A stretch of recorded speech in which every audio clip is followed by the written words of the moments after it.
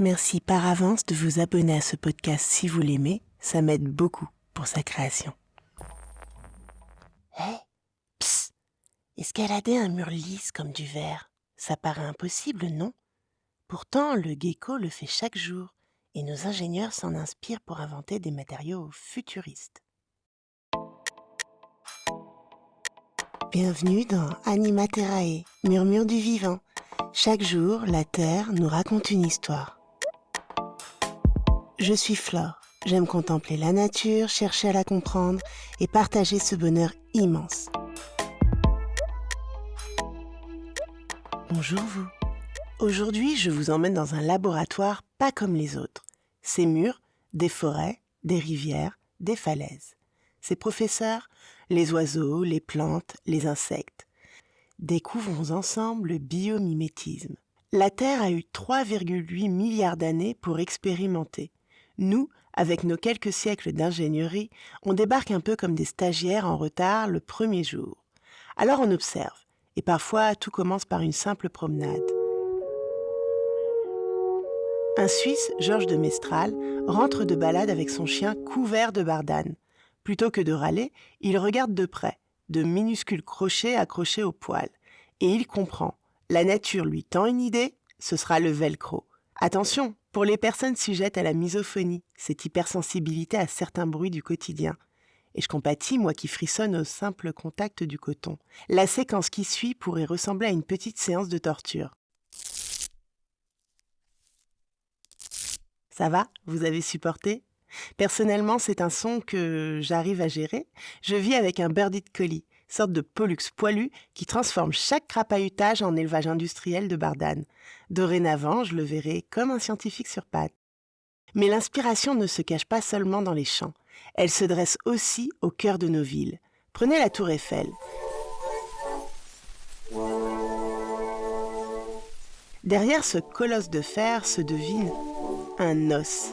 Gustave Eiffel s'est inspiré de la structure du fémur humain, léger, creux, incroyablement solide.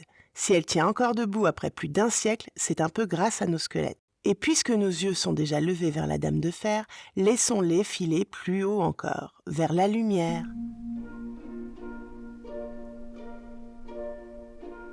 Le bleu des papillons morphos n'est ni une encre ni une teinture. Leurs ailes sont recouvertes de minuscules écailles qui jouent avec la lumière comme des miroirs microscopiques. Selon l'angle, elles ne renvoient qu'une seule couleur, le bleu, d'où cette impression qu'ils brillent de l'intérieur, changeant subtilement à chaque battement d'ailes. Une couleur qui n'existe pas dans la matière, mais seulement dans la lumière. Quittons le ciel et plongeons maintenant sous la surface de l'eau.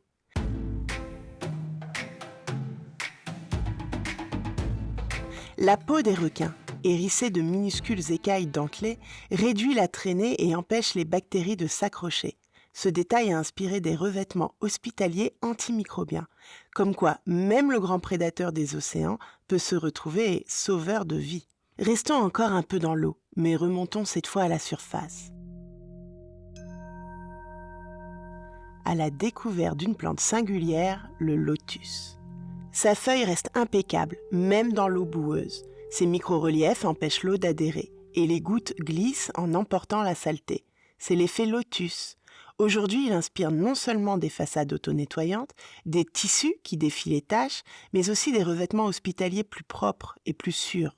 La pureté d'une fleur devenue astuce de pressing et d'hygiène médicale. Malheureusement, toutes nos ambitions à s'inspirer de la nature ne sont pas couronnées de succès. Immédiat pour le moins. Prenons Léonard de Vinci, non moins talentueux par ailleurs. Il passait des heures à observer les oiseaux et dessiner des machines volantes à ailes battantes. Ingénieux, mais irréalisable. Trop lourde, trop rigide. Il avait compris l'esprit, mais pas encore les détails. On pourrait dire qu'il avait inventé l'avion, mais avec un crash garanti dès le décollage. Et l'imitation ne se limite pas à la technique, elle s'invite aussi dans nos cultures et jusque dans nos mots. Cocorico, cuicui, miaou, des onomatopées qui reproduisent les sons du vivant pour mieux les apprivoiser. Ce n'est pas du biomimétisme au sens strict, mais la logique est la même, observer, copier, comprendre. Au fond, le biomimétisme, c'est un regard sur le monde, non pas comme une usine à exploiter, mais comme un maître à écouter. Alors la prochaine fois qu'une bardane s'accroche à votre pantalon, qu'un papillon traverse votre chemin ou qu'un coq chante un peu trop tôt, souvenez-vous, derrière chacun de ces petits riens sommeille peut-être une invention. Dans le prochain épisode, nous irons vers un monde vert et silencieux, mais pas si calme qu'il en a l'air. Les plantes, elles communiquent, elles s'allient, elles se défendent et parfois elles trichent. Merci d'avoir écouté Anima Terrae, murmure du vivant. Et souvenez-vous, gardez les yeux grands ouverts sur la beauté simple du monde qui nous entoure.